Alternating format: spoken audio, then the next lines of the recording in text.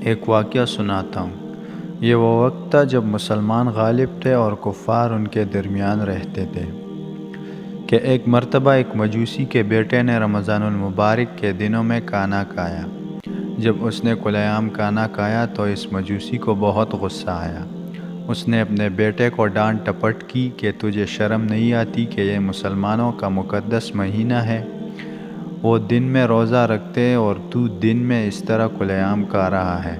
خیر بات آئی گئی ہو گئی۔ اس مجوسی کے پڑوس میں ایک بزرگ رہتے تھے۔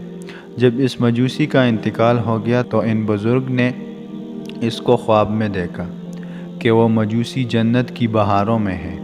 وہ بڑے حیران ہوئے۔ اس نے پوچھا کہ آپ تو مجوسی تھے اور میں آپ کو جنت میں دیکھ رہا ہوں۔ وہ جواب میں کہنے لگا کہ ایک مرتبہ میرے بیٹے نے رمضان المبارک میں کھلے عام کھانا کھایا تھا اور میں نے رمضان المبارک کے ادب کی وجہ سے اس کو ڈانٹا تھا۔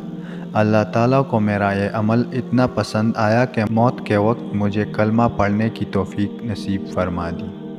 اس طرح مجھے اسلام پر موت آئی اور اب میں جنت میں مزے لے رہا ہوں۔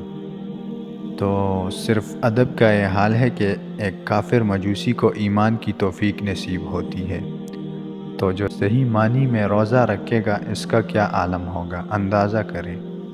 اسی طرح جو آدمی رمضان کی بے احترامی کرے گا اس کی سزا کیا ہوگی، اس کا بھی اندازہ کر لیں۔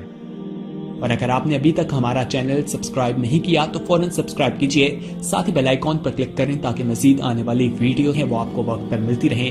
اللہ حافظ۔